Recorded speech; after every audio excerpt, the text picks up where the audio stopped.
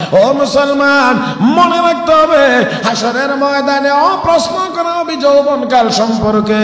আল্লাহ নবী বলেন হাসরের ময়দানে যত প্রশ্ন হবে এর মধ্যে 5টা প্রশ্নের কথা আমরা বারবার শুনেছি। রাসূল বলেছেন 5টি প্রশ্নের জবাব না দেওয়া পর্যন্ত একটা কদমও কেউ সামনে আগাইতে পারবে না। আল্লাহ নবী বলেন লা ইয়াজালু কদামা ইবনি আদম ইয়াউমাল কিয়ামা হাত্তা ইউসালা আন খামস। 5টি প্রশ্নের জবাব না দেওয়া পর্যন্ত এক কদমও কেউ সামনে আগাইতে পারবে না। আল্লাহর নবী বলেছেন যদি একটা কদমও আগাইতে না পারা যায় তাহলে কি মন্ত্রী দিয়ে আমরা আগাইতে পারবো? নবী বলছেন পারা যাবে না, এক কদমও কেউ আগাইতে পারবে না। আন উমরিহি ফিমা আফনা, হায়াত কোথায় খরচ করেছো জবাব দাও। ওয়ান শাবাবিহি ফিমা আবলা, যৌবনকাল কোথায় ব্যবহার করেছো জবাব দাও। যৌবনকাল কোথায় ব্যবহার করেছো জবাব দাও। ও মুসলমান, আমরা বলতে পারি বর্তমান সময়ের যত যুবক মুসলমান, আমরা জওয়ান মুসলমান যত যুবক ভাইয়েরা আছে সবগুলো যুবক যদি নেককার হয়ে যাইত, সবাই যদি গুনাহ থেকে দূরে থাকতে পারতো, তাহলে আমার মনে হয় বর্তমান দুনিয়ার মুসলমানদের একটা আল্লাহু আকবারের আওয়াজই আমাদের বিজয়ের জন্য যথেষ্ট হয়ে যাইত। ونستغفره ونؤمن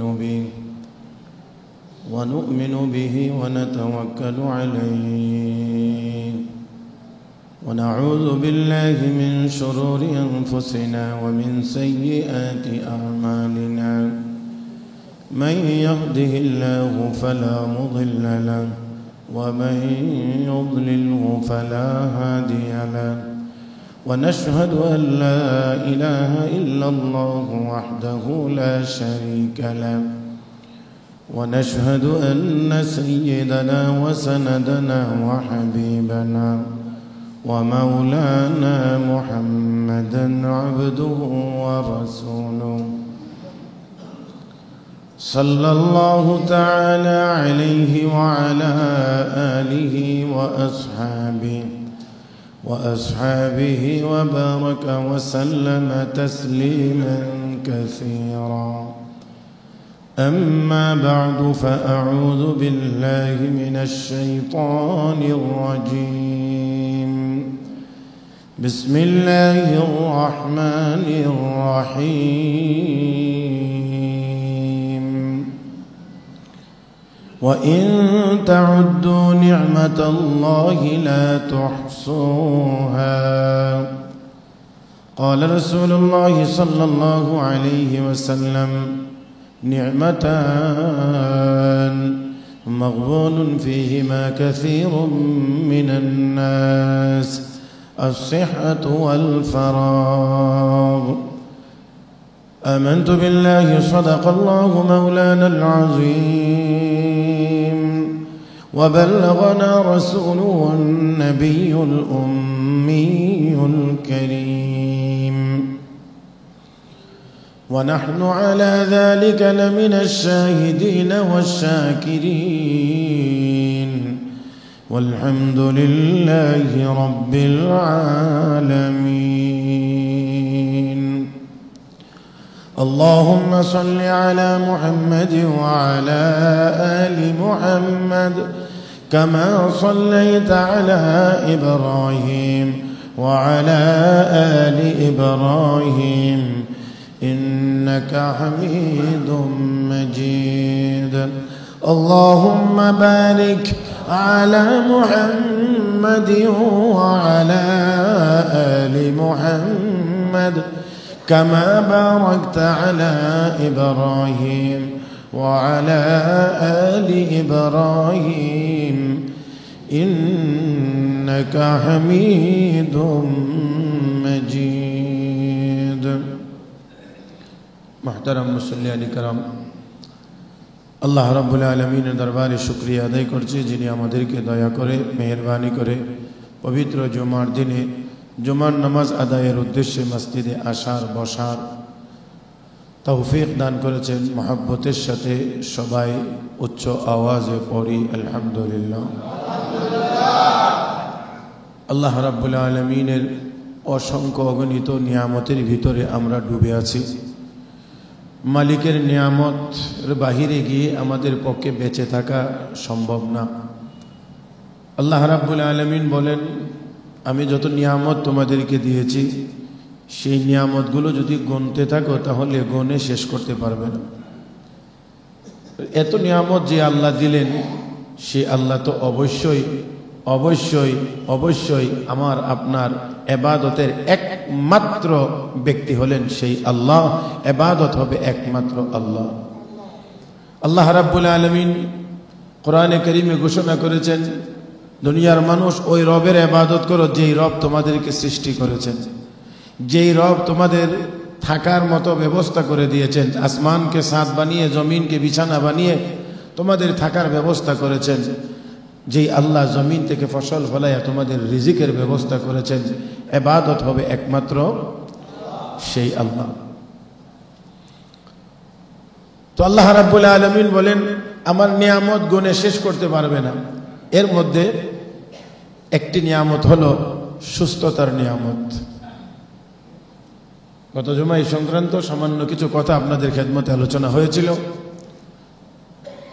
আল্লাহ রাব্বুল আলামিন যত নিয়ামত দিয়েছেন এর মধ্যে অন্যতম একটি নিয়ামত হলো সুস্থতার নিয়ামত, যেটা আমরা খুবই এই ক্ষেত্রে অলস, অসতর্ক, গাফেল। রাসূল বলছেন, নি'মাতান মাগবুনুন ফীহিমা কাসীরুম মিনান নাস। দুটি নিয়ামতের ব্যাপারে মানুষ খুবই উদাসীন। এর মধ্যে একটা হলো সুস্থতা। সুস্থতা যতদিন থাকে ততদিন পর্যন্ত আল্লাহর ইবাদতের কথা মনে হয় না, মনে থাকে না। আল্লাহ রাব্বুল আলামিনের দিকে আমরা মুতাওয়াজ্জু হই না, নামাজের দিকে মনোনিবেশ করি না, জিকিরের দিকে মনোনিবেশ করি না। যখন বিপদে পড়ি, অসুস্থ হয়ে যাই, তখন বুঝে আসে সুস্থতা কেমন নিয়ামত, কেমন দামি। আর অসুস্থ অবস্থায় তখন আর আল্লাহকে ডাকতে তেমন বেশি ভুল হয় না। হ্যাঁ, সেজন্য রাসূল বলেন, এই নিয়ামতকে তোমরা কাজে লাগাও। আল্লাহ যে সুস্থতা দান করেছেন, সুস্থ রেখেছেন, এই নিয়ামতটাকে কাজে লাগাও। রাসূল বলছেন, ইকতানিম খামসান ক্বাবলা খামস। অপর পাঁচটা জিনিসে ধরার আগে আগে তোমার কাছে থাকা পাঁচটা জিনিসকে সুবর্ণ সুযোগ মনে করো, গনিমত মনে করো, আর এটাকে তোমরা সঠিক ব্যবহার করো, সঠিকভাবে কাজে লাগাও। রাসূল বলেন, শাবাবাকা ক্বাবলা হারামিক। বার্ধক্য আসার আগে আগে যৌবনকালকে কাজে লাগাও। বুড়া হয়ে গেলে মনে চাইলেও অনেক ইবাদত করা যায় না। বুড়া হয়ে গেলে মনে চাইলেও অনেক ইবাদত করা যায় না। সেই জন্যে বুড়াকাল, বার্ধক্য আসার আগে আগে নবী বলেন, তোমার শারীরিক যে সক্ষমতা, যে যৌবনকাল আল্লাহ দিয়েছেন, এটা তুমি কাজে লাগাও, সুবর্ণ সুযোগ মনে করো। চাইলেই তুমি এই সময়ে লম্বা সময় ইবাদত করতে পারবে, যেটা বুড়াকালে গিয়ে চাইলেও পারা যাবে না, চাইলেও পারা যাবে না। মুহতারাম হাজিরিন, এই জন্যে কোনো মানুষ যদি যৌবনকাল আল্লাহর ইবাদতের ভিতর দিয়ে পার করে, ফরজ ইবাদত, ওয়াজিব ইবাদত, সুন্নতে মুআক্কাদার ইবাদত, নফল মুস্তাহাবের ইবাদত, সবগুলোর উপরে যদি তার আমল থাকে, এই যৌবনকালে একটা সময় গিয়ে যখন মানুষটি বুড়া হয়ে যায়, এই বুড়া কেউ হয় না, বুড়া আসলে বানান কে? হ্যাঁ, আল্লাহ রাব্বুল আলামিন বানান। রব্বে করিম বলেন, ওয়াত-তিন ওয়াজ-যাইতুন ওয়া তুরি সিনিন ওয়া হাযাল বালাদিল আমিন। চারটা জিনিসের শপথ করে আল্লাহ বলেন, লাকাদ খালাকনাল ইনসানা ফি আহসানি তাকওয়িম। আমি আল্লাহ সবচেয়ে সুন্দর কাঠামো দিয়ে মানুষকে তৈরি করেছি, মানুষ বানাইছি। সুম্মা রাদাদনাহু আসফালা সাফিলিন। আর অতঃপর আমি আল্লাহ আবার সর্বনিকৃষ্ট করে ফিরিয়ে নেব। এর একটা ব্যাখ্যা হলো যে সর্বনিকৃষ্ট করে আল্লাহ ফিরাইবেন। এর অর্থ কি? এর অর্থ হলো যৌবনকালে কালো হোক আর যে কোনো কালারেরই হোক, যৌবনকালে মানুষের রূপ লাবণ্যতাটা যতটুকু প্রকাশ পায়, বুড়া হইলে ততটাই একেবারে নিশ্চিহ্ন হয়ে যায়। তো আল্লাহকে দুনিয়ার জীবনেই 30 বছরের সময়ের চেহারা সুরত আর 60-70 বছরের চেহারা সুরত একরকম না।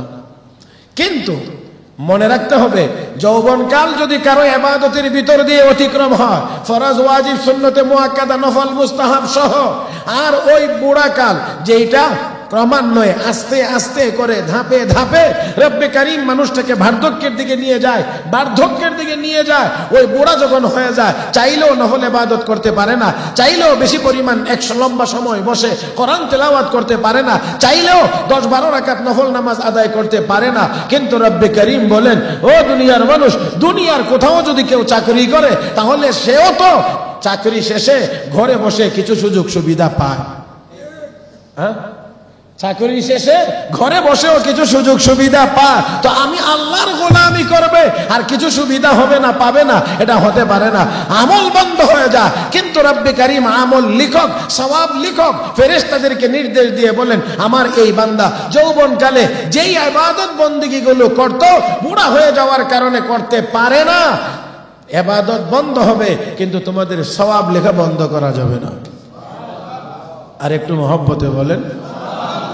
তার মানে জওয়ানকালে ইবাদত যেই পরিমাণে করত, যেই পরিমাণে সওয়াব লিখতা, এখন বুড়া হয়ে যাওয়ার কারণে যদিও ইবাদত করতে পারে না, কিন্তু ওই আগের ধারাবাহিকতায় তার আমল নামায় তোমরা সওয়াব লিখতে থাকো।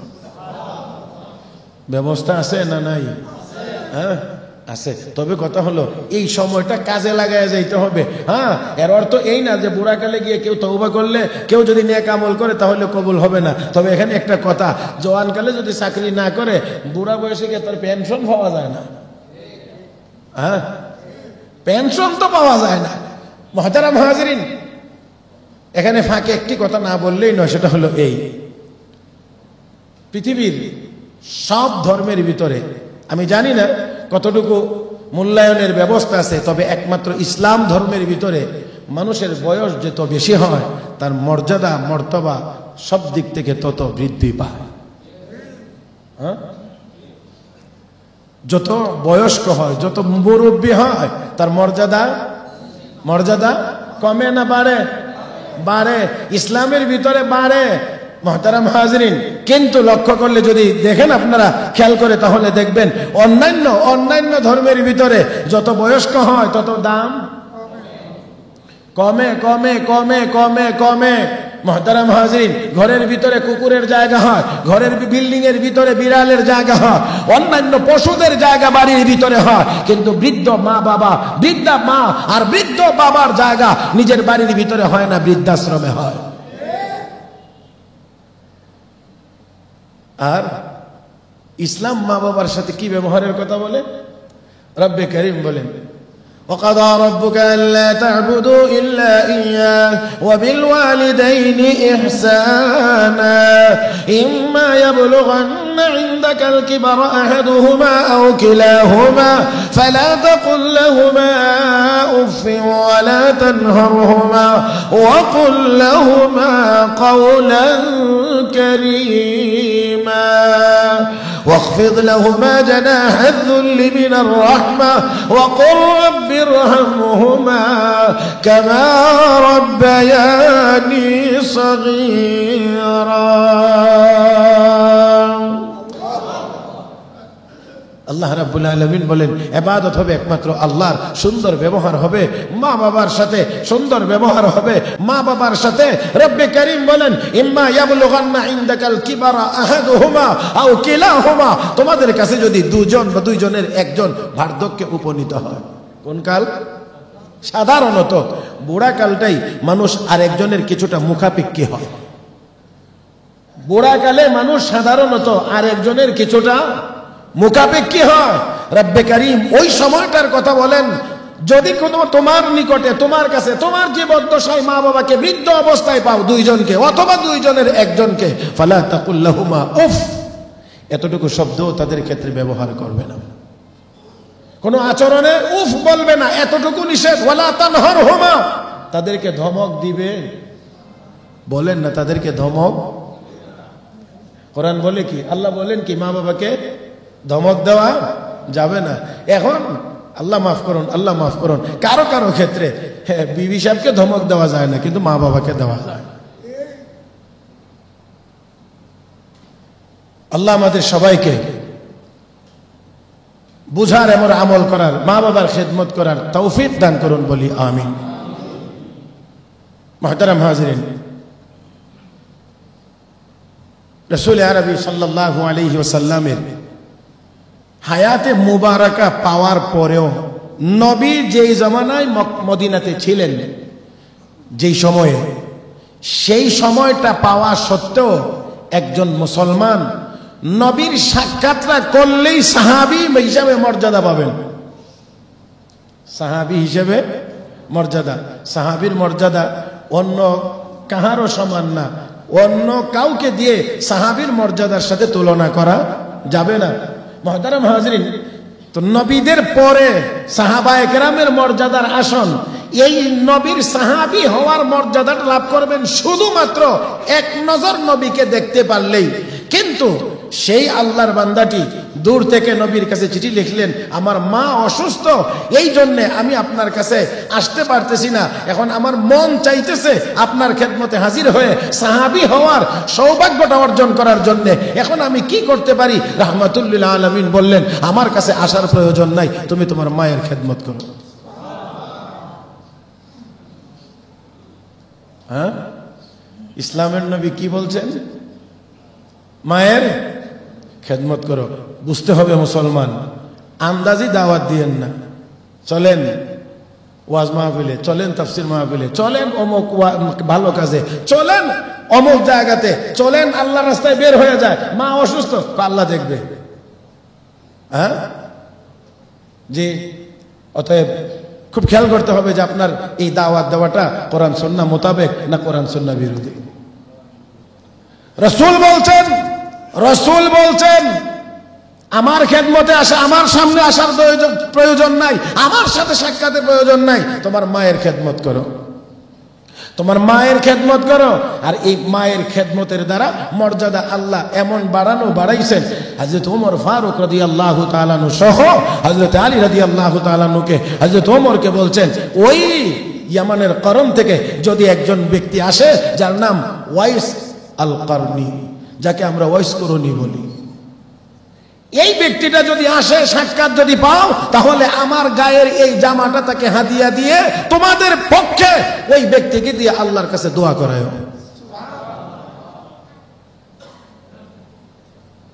তাকে দিয়া তোমাদের পক্ষে বলেন হযরত ওমরের মতো সাহাবী, হযরত ওমরের মতো সাহাবী, নবী বলছেন আমার পরে যদি নবুয়তের দরজা খোলা থাকতো, কাউকে আল্লাহ নবী বানাইতেন তো ওমরকে বানাইতেন। সেই লোকটাকে নবী এই জামা কাপড় দিয়ে বলছেন, যদি ওই লোকটার সাক্ষাৎ পাও তাহলে এই জামাটা দিও আর তোমাদের পক্ষে তাকে দিয়ে দোয়া করে।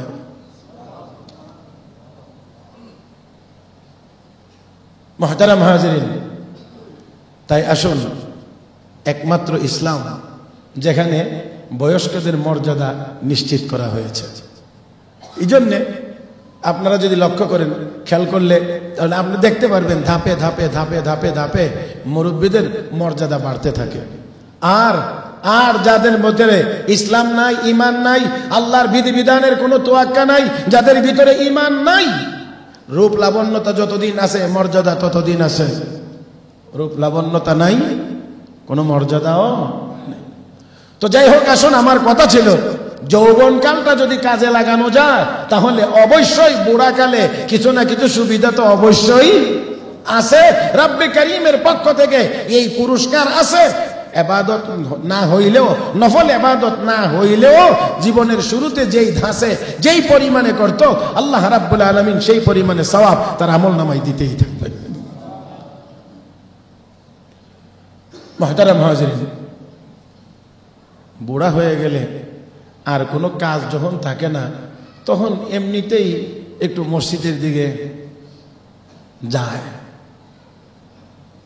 আর কোনো কাজ নাই, আর কোনো দিক চলে না, কোনো কাজে নেয় না, কোনো কাজ করতে পারে না, তখন মনে চায় মক্কা শরীফ যাইতে। হ্যাঁ, তখন মনে চায় মক্কা শরীফ যাইতে।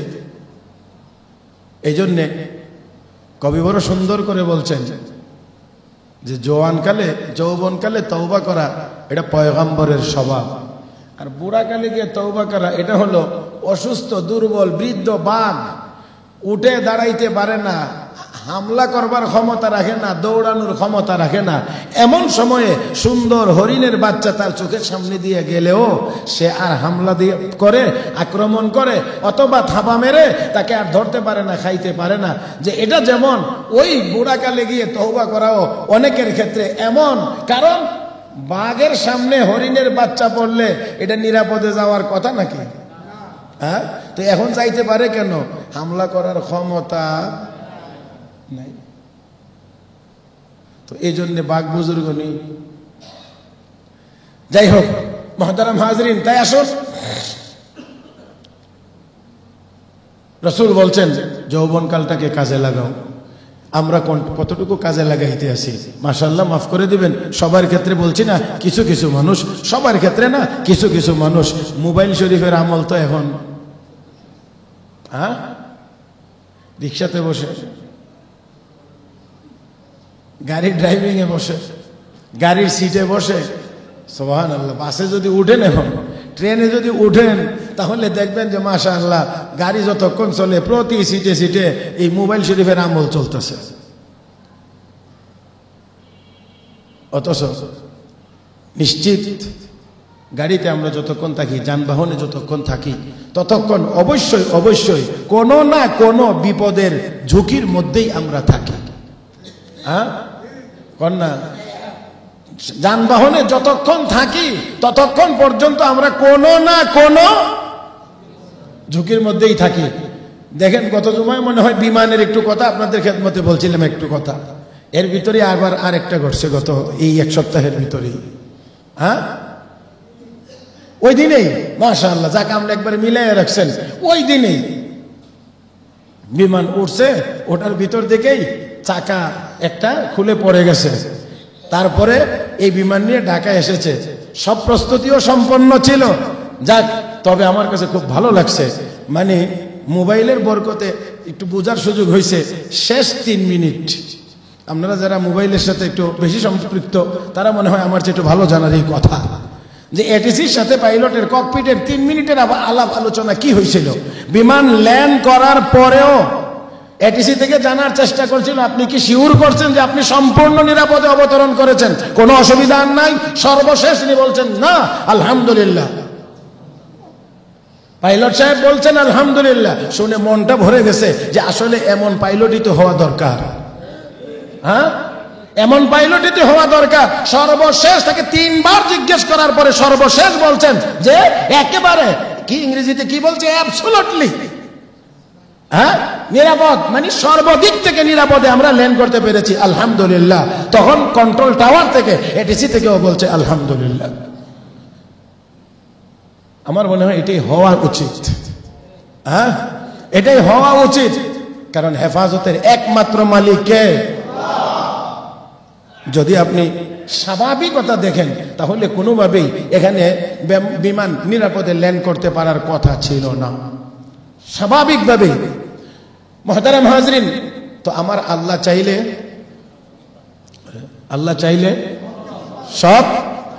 চাইলে সব পারেন, এমন কোনো কিছু নাই যে আল্লাহ পারেন না। মুহতারাম হাজরিন, জাহাজ, নৌকা, লঞ্চ ডুবে উল্টায় গেছে, তলাটা একটুখানি ভাসছে। এই যে জায়গাটা ফুটা করে ভিতরে মৃতদেহ উদ্ধারের জন্য যাইতে গিয়ে এমনও দেখা গেছে এখান থেকে একটি শিশু বাচ্চা জীবিত অবস্থায় বের হয়েছে। ভাইরা, রব্বে করিম জানিয়ে দিয়েছেন, ইদা আরাদা শাইআন আইয়াকুল লাহু কুন ফায়াকুন। আল্লাহ যদি বলেন যে হয়ে যাও, তো হয়ে যায়। এই হয়ে যাও যে বলছেন, এটাও আমাকে আপনাকে বোঝানোর জন্য বলছেন। আল্লাহ কোনো কিছু করতে চাইলে শুধু বলেন যে হয়ে যাও, এটা বোঝানোর জন্য। আর না হয় আমার আল্লাহ বলারও দরকার হয় না, ইচ্ছা করলেই সাথে সাথে হয়ে যায়। আল্লাহ যখন ইচ্ছা পোষণ করেন এটা করবেন, এটা হবে, তো ইচ্ছার সাথে সাথেই হয়ে যাও, এই কথাটাও বলার দরকার পড়ে না। এটা শুধু আমাদেরকে বোঝানোর জন্য বলা হয়েছে। তাহলে আমাদের এই সুস্থতার সময়টা কি করব? একটু বলেন না, একটু ইবাদত করব। ফাইদা ফারাগতা ফানসাব, আল্লাহর নবীকে আল্লাহ বলেন আপনি যখন অবসর হবেন তো আল্লাহর ইবাদতে মনোনিবেশ করেন। আর আমরা যখন একটু অবসর পাই, সামান্য সময় অবসর পাইলেই ফেসবুক শরীফ শুরু হয়ে যায়। বুঝে আসবে তখন যখন আমরা এই দুনিয়াতে থাকবো না, তখন বুঝে আসবে। হাদিস শরীফে আছে জান্নাতের ভিতরে গেলে মানুষের কোনো জিনিসের আক্ষেপ আর আফসোস থাকবে।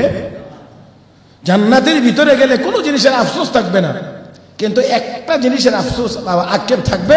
আল্লাহ রসুল বলেন এটা হলো ওই সময়টার জন্য আফসোস হবে যেই সময়টা আল্লাহর জিকির থেকে গাফেল ছিল, যেই সময়টা আল্লাহর ইবাদত থেকে, আল্লাহর জিকির থেকে গাফেল ছিল, ওই সময়টার জন্য জান্নাতে গিয়েও মানুষ আফসোস করবে, হায় রে আমি যদি এই সময়টাও আল্লাহর জিকিরে কাটাইতাম তাহলে আমার জান্নাত মনে হয় আরো সুন্দর হইতো, আরো ভালো হইতো। ও মুসলমান, তাই আসুন দুনিয়ার জীবনে একটু আল্লাহর দেওয়া জবানটাকে একটু কাজে লাগাই। জবানটা কার দেওয়া? সব জবানে বলেন জবান কার দেওয়া? তাহলে এই জবান দিয়ে একটু সুবহানাল্লাহ পড়া যাবে না? একটু আলহামদুলিল্লাহ বলা যাবে না? এই জবান দিয়ে কি লা ইলাহা ইল্লাল্লাহ বলা যাবে না?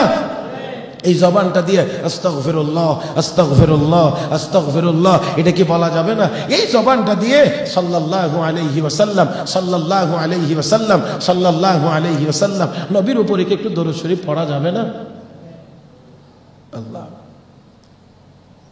আমি সৌদি আরবে হজের সফরে এক দোকানে গেছিলাম কিছু টুকটাক কেনাকাটা করার জন্য। লোকটার সুরত একেবারে বড় কোনো হুজুরের মতো না, একেবারেই সাধারণ সুরত। দোকানে একটা কর্মচারী আছে, তো আমরা জিনিসপত্র নিতেছি, মাইপা দিতেছে, আর মাঝে মাঝেই কর্মচারীটাকে ডাকে, ধরেন কি নাম জানি, ধরেন আব্দুর রহমান নাম, তো একটু পরে ডাক দেয়, 1 মিনিট 2 মিনিট যাইতে ডাক দেয়, আব্দুর রহমান সাল্লি আলান নবী, আব্দুর রহমান সাল্লি আলান নবী, হে আব্দুর রহমান নবীর উপরে দরুদ পড়ো। আশ্চর্য হয়ে গেলাম, আমি লক্ষ্য করলাম যে 1-2 মিনিট যাইতে না যাইতেই যত কাজ করতেছে কাজের ভিতর দিয়ে আব্দুর রহমান সাল্লি আলান নবী, হে আব্দুর রহমান নবীর উপরে দরুদ পড়ো। নিজেও পড়ে, কর্মচারীকে 1-2 মিনিট পরই এই নির্দেশ দেয়। একবার এক বাড়িতে রাতের বেলা মানে জেদ্দা থেকে নামার পরে যেই হোটেলে নির্ধারণ করা হয়েছে, হোটেলের সামনে নিয়ে রাখছে, আমি গিয়ে প্রথমেই দেখি গেটের মধ্যে সুন্দর করে লেখাটার উপরে পড়ছে নজর, দেখি লেখা ইয়া দাখিলাদ দার সাল্লি আলান নবিয়্যিল মুখতার। আল্লাহু আকবার। আর আমরার ঘরের সামনে কত কিছু লেখা থাকে, কত কিছু করে থাকি, আর এখানে লেখা ইয়া দাখিলাদ দার সাল্লি আলান নবিয়্যিল মুখতার, হে ঘরে প্রবেশকারী নবীর উপরে দরুদ শরীফ পড়ো।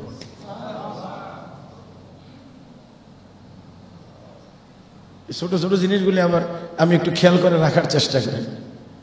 আমি অবাক হইলাম যে এই দোকানদার, আপনি দেখলে বুঝবেন যে একেবারেই সাধারণ, মুখে দাড়িও নেই, মাল মাইপা দিতেছে, দরুদ শরীফ পড়তেছে, ফাঁকে 1 মিনিট 2 মিনিটের ভিতরেই ও কাজে ব্যস্ত, কাজের অর্ডারও দেয়, আবার ফাঁকে ইয়া আব্দুর রহমান সাল্লি আলান নবী সাল্লাল্লাহু আলাইহি ওয়াসাল্লাম সাল্লাল্লাহু আলাইহি ওয়াসাল্লাম সাল্লাল্লাহু আলাইহি ওয়াসাল্লাম।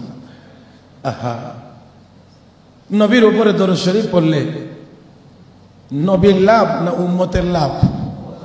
হ্যাঁ, নবীর উপরে দরুদ শরীফ পড়লে নবীর লাভ না উম্মতের লাভ, আমাদের লাভ, আমাদের লাভ, আমাদের লাভ, আমাদের লাভ। আল্লাহ রসুল বলেন হাসরের দিন আমার নিকটে সবচেয়ে বেশি নিকটে থাকবে ওই ব্যক্তি যে আমার উপরে বেশি দরুদ শরীফ পড়বে। আসুন নিয়ত করি আমরা আমাদের জবানকে কাজে লাগাবো ইনশাআল্লাহ। সবাই বলে ইনশাআল্লাহ। হ্যাঁ, ভবিষ্যতের কোনো কাজ করলে, কোনো কথা বলতে চাইলে, কোনো কিছু করতে প্রোগ্রাম করলে কি বলবো? হ্যাঁ, ইনশাআল্লাহ। কোনো ত্রুটি বিচ্যুতি, কোনো কাজ করতে গিয়ে কোনো ত্রুটি বিচ্যুতি হয়ে গেলে আস্তাগফিরুল্লাহ আস্তাগফিরুল্লাহ আস্তাগফিরুল্লাহ। কোনো ভালো কাজ যদি করতে পারি, হ্যাঁ আলহামদুলিল্লাহ আলহামদুলিল্লাহ। না, এই জিনিসগুলো আমরা একটু খেয়াল করি। আমাদের মুখ দিয়ে কিন্তু এগুলো আসতে চায় না। অনেক অনেক অনেক অশ্রাব্য কথাবার্তা আমাদের জবান দিয়ে, আমাদের মুখ দিয়ে বের হয়। যাই হোক, আসুন আল্লাহ রাসূল বলছেন দুইটা নিয়ামত, যেই নিয়ামতের ব্যাপারে আল্লাহ রাসূল বলেন উম্মত বড় গাফিল, উম্মত বড় উদাসীন। এর মধ্যে একটা হলো সুস্থতার নিয়ামত। অসুস্থ হলে বুঝে আসে সুস্থতা কেমন জিনিসের নাম। এই জন্য রাসূল বলেন সুস্থতার সময়টাকে কাজে লাগাও। অসুস্থ হয়ে গেলে যেন তোমাকে এই আক্ষেপ করতে না হয়, হায় রে অবসর সময়টা আমি সুস্থতার সময়টা নষ্ট করে আসলাম, এমন আফসোস যেন তোমাকে করতে না হয়। এই জন্য সময়টাকে কাজে লাগাও। মুহতারাম হাজরিন, নবী বলছেন 5টা জিনিস ধরার আগে আগে 5টা জিনিসকে কাজে লাগাও। 1 নাম্বার শাবাবাকা ক্বাবলা হারামিক, বার্ধক্য আসার আগে আগে যৌবনকে কাজে লাগাও। নাম্বার 2 ওয়াসিহাতাকা ক্বাবলা সুকুমিক, আল্লাহর নবী বলেন অসুস্থতা ধরার আগে আগে সুস্থ সময়টাকে কাজে লাগাও। আল্লাহর নবী বলেন ওয়া ফারাগাকা ক্বাবলা শুগুলিক, ব্যস্ত হওয়ার আগে আগে অবসর সময়টাকে কাজে লাগাও। আল্লাহর নবী বলেন ওয়াগিনাকা ক্বাবলা ফাকরিক, তুমি দরিদ্র হওয়ার আগে আগে সচ্ছল সময়টাকে কাজে লাগাও। আল্লাহর নবী বলেন ওয়া হায়াতাকা ক্বাবলা মাউতিক, মওত আসার আগে আগে হায়াতকে কাজে লাগাও। হায়াতকে সুবর্ণ সুযোগ মনে করো, মওত আসলে আর কোনো নেক আমল করার সুযোগ তোমাকে দেওয়া হবে, কাউকে দেওয়া হবে না, হয় নাই, কাউকে দেওয়া হয় নাই, কাউকে দেওয়া হবেও না। ও মুসলমান, মনে রাখতে হবে হাসরের ময়দানে প্রশ্ন করা হবে যৌবনকাল সম্পর্কে। আল্লাহ নবী বলেন হাসরের ময়দানে যত প্রশ্ন হবে এর মধ্যে 5টা প্রশ্নের কথা আমরা বারবার শুনেছি। রাসূল বলেছেন 5টি প্রশ্নের জবাব না দেওয়া পর্যন্ত একটা কদমও কেউ সামনে আগাইতে পারবে না। আল্লাহ নবী বলেন লা ইয়াজালু কদামা ইবনি আদম ইয়াউমা হাত্তা ইউসালা আন খামস, 5টি প্রশ্নের জবাব না দেওয়া পর্যন্ত এক কদমও কেউ সামনে আগাইতে পারবে না। আল্লাহর নবী বলেছেন যদি একটা কদমও আগাইতে না পারা যায় তাহলে কি মনকে দিয়ে আমরা আগাইতে পারবো? নবী বলছেন পারা যাবে না, এক কদমও কেউ আগাইতে পারবে না। আন উমরিহি ফিমা আফনা, হায়াত কোথায় খরচ করেছো জবাব দাও। ওয়ান শাবাবিহি ফিমা আবলা, যৌবনকাল কোথায় ব্যবহার করেছো জবাব দাও। যৌবনকাল কোথায় ব্যবহার করেছো জবাব দাও। ও মুসলমান, আমরা বলতে পারি বর্তমান সময়ের যত যুবক মুসলমান, আমরা জওয়ান মুসলমান যত যুবক ভাইয়েরা আছে সবগুলো যুবক যদি নেককার হয়ে যাইত, সবাই যদি গুনাহ থেকে দূরে থাকতে পারতো, তাহলে আমার মনে হয় বর্তমান দুনিয়ার মুসলমানদের একটা আল্লাহু আকবারের আওয়াজই আমাদের বিজয়ের জন্য যথেষ্ট হয়ে যেত। একবারের আল্লাহু আকবার আওয়াজ আমাদের জন্য যথেষ্ট হয়ে যাইত। আল্লাহ পাক আমাদের সবাইকে তৌফিক দান করুন, সবাই বলি আমিন। রাসূল বলছেন 2টা জিনিস, এর মধ্যে একটা হলো সুস্থতার নিয়ামত আর একটা হলো আল ফারাগ, এটা হলো অবসর সময়। অবসর, এখন অবসর আছে, এই অবসর সময়টাকে ইবাদতের মধ্যে কাজে লাগাইতে হবে, ইবাদতের মধ্যে, অন্য কাজে না। জিকিরের মধ্যে, দোয়া দরুদের মধ্যে, নামাজের মধ্যে এই সময়টা যেন আমাদের পার হয়। আল্লাহ রাসূল বলছেন এই নিয়ামত 2টির ব্যাপারে মানুষ খুবই উদাসীন, বড় গাফেল। আমরা যেন গাফিল না হই। কয়টা বাজে?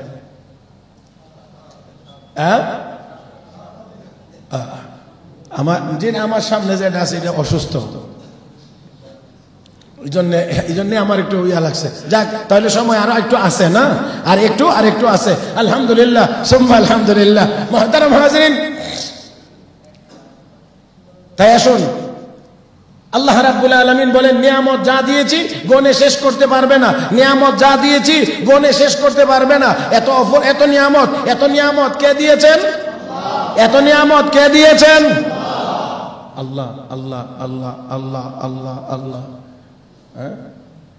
আমার নবী, বিশ্ব নবী রাহমাতুল আলামিন, নবী মুহাম্মদুর রাসূলুল্লাহ সাল্লাল্লাহু আলাইহি ওয়াসাল্লাম উম্মতকে বলেছেন, উম্মত আমি নিজেও ইস্তেগফার করি প্রতিদিন 100 বারের চাইতেও বেশি। আমি 100 বারের চাইতেও বেশি ইস্তেগফার করি, আল্লাহর কাছে মাফ চাই। তোমরাও আল্লাহর কাছে মাফ চাও। এত নিয়ামতের ভিতরে থেকে এত নিয়ামতের ভিতরে থেকে আমরা আল্লাহর ইবাদত ঠিক মতো করি না। বিশ্ব নবীর তো বিন্দু পরিমাণ কোনো ত্রুটি নাই, তারপরেও নবী কয় আমি 100 বারের চাইতে বেশি আল্লাহর কাছে ক্ষমা চাই, তোমরাও ক্ষমা চাও। তাহলে আমাদের যে ত্রুটিগুলো হচ্ছে, এই সময়, এই দামি সময়টা যে আমাদের চলে যাচ্ছে, এই জন্যে দিনের শেষে আমরা যেন এই হিসাবটা মিলানোর চেষ্টা করি যে আমার এই সারাটা দিন আজকে কোন কোন কাজের ভিতর দিয়ে গেছে, আমি কতটা নেক আমল করেছি আর কতটা গুনাহের কাজ করেছি। যদি নেক আমলের পরিমাণ বেশি হয়ে থাকে, আশা করা যায় আজকের রাত্রিতে মারা গেলে জান্নাতে যাইতে পারবো। আর যদি হয়ে যায় যে গুনাহের পরিমাণ বেশি, তাহলে কোন আলেম ওলামা, কোন মুফতি মুহাদ্দিসকে জিজ্ঞেস করতে হবে না, নিজেই সিদ্ধান্ত নিতে পারবো যে আমি আজকে মারা গেলে আমার ঠিকানা হবে জাহান্নাম। ভাইরা, আল্লাহ রাব্বুল আলামিন আমাকে আপনাকে এই অসংখ্য অগণিত নিয়ামতের ভিতরে রেখেছেন। শুধুই নিয়ামত, শুধুই নিয়ামত, শুধুই নিয়ামত। সামান্য সময়ের জন্য আমার আল্লাহর নিয়ামত যদি বন্ধ হয়ে যায়, তাহলে আমরাও এই দুনিয়া ছেড়ে চলে যাইতে হবে। এই জন্যে খুব খেয়াল করে দেখেন, কিতাবের মধ্যে একটা ছোট্ট কথা পড়েছিলাম। শাইখুল ইসলাম আল্লামা তাকি উসমানী দামাত বারাকাতুহুল আলিয়া লিখেছেন, এক বুজুর্গের আদত ছিল, অভ্যাস ছিল, ওনার আশেপাশে কোনো মানুষ যদি অসুস্থ হইত, কোনো মানুষ যদি অসুস্থ হইত, তাহলে উনি ওই লোকটাকে, ওই রুগীটাকে দেখার জন্য যাইতেন, গিয়ে জানার চেষ্টা করতেন ওনার এই রোগের জন্য চিকিৎসা বাবদ কত টাকা খরচ হয়েছে। আসলে বুজুর্গদের মধ্যে কোনো কোনো বুজুর্গের কিছু কিছু জিনিস একেবারেই আনকমন মনে হয়, খুবই আনকমন। যেমন এই কিতাবের ভিতরে আমি এক জায়গায় পড়েছি, এক বুজুর্গের জুতা চুরি হয়ে গেছে। জুতা চুরি হইলে বুজুর্গ দোয়া করে, আল্লাহ আমার জুতাটি যে নিছে, যদি তার স্বভাব খারাপ হওয়ার কারণে জুতা নিয়ে থাকে, তাহলে দয়া করে তুমি তার স্বভাবটা ভালো করে দাও। আর যদি অভাবের কারণে এই জুতাটা চুরি করে থাকে, তাহলে এই চুরির দ্বারা তার অভাবটা দূর করে দাও। হ্যাঁ,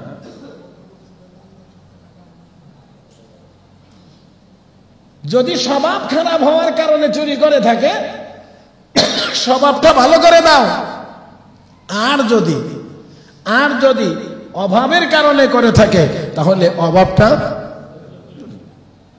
দুই একবার আমার জীবনে এমন করছে, এই ফরার পরে আমি এই দোয়াই করছি।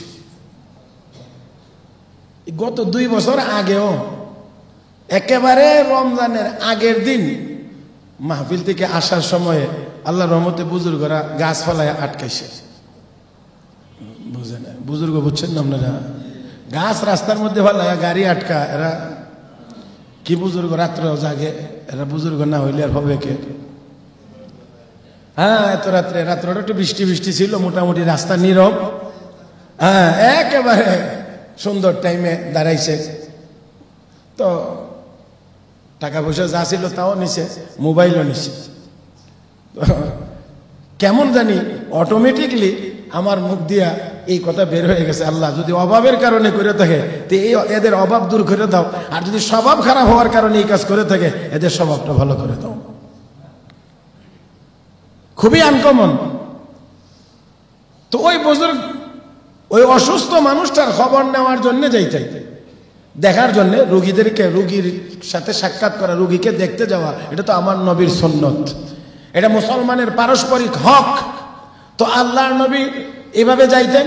বুজুর্গ গেলেন, অসুস্থ মানুষটাকে দেখলেন, খোঁজ খবর নিলেন, জানতে চাইলেন ফাঁকে দিয়ে যে চিকিৎসা বাবদ কত টাকা খরচ হয়েছে।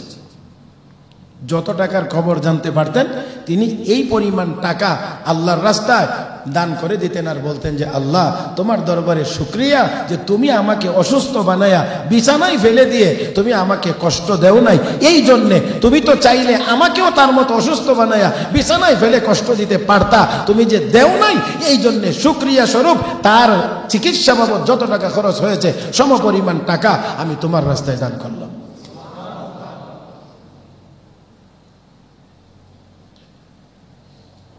মুহতারাম হাজিরিন, তো আল্লাহ রাব্বুল আলামিন আমাকে আপনাকে এই নিয়ামত যত দিয়েছেন এই নিয়ামতের শুকরিয়া যেন আমরা আদায় করি। আমরা বিশেষ করে আমাদের অবসর সময়টা, আমাদের সুস্থতার সময়টা যেন আমরা ইবাদতের ভিতর দিয়ে পার করি। আমাদের সচ্ছল সময়টা আমরা যেন আল্লাহর রাস্তায় দান খয়রাতের মাধ্যমে পার করি। আমরা আমাদের হায়াতটাকে যেন আল্লাহ এবং আল্লাহ রাসূলের তরিকা মোতাবেক সাজানোর চেষ্টা করি। আল্লাহ আমাদের সবাইকে তৌফিক দান করুন। আমিন ইয়া রাব্বাল আলামিন। সুবহানাকাল্লাহুম্মা বিহামদিক আশহাদু আল লা ইলাহা ইল্লা আনতা আস্তাগফিরুকা ওয়া আতুবু ইলাইক ওয়া আখিরু দাওয়ানা আনিল হামদুলিল্লাহি রাব্বিল আলামিন।